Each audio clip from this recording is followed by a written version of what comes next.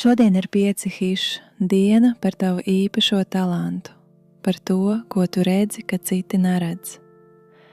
Lūsis medī tumsā, ne tāpēc, ka tumsa būtu viņa mājas, bet tāpēc, ka tur viņš redz to, ko citi neredz.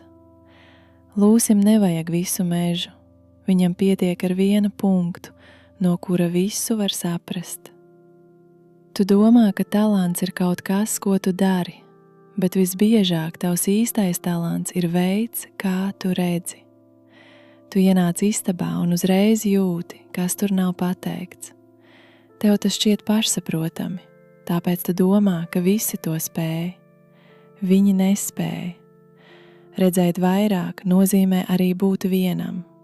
Tāpēc reizēm tu izliecies, ka arī tu neko neredzi, lai tikai piederētu.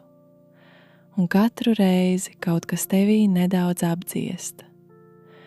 Tas, ko tu redzi un citi ne, nav tava vientulība, tā ir tava valoda.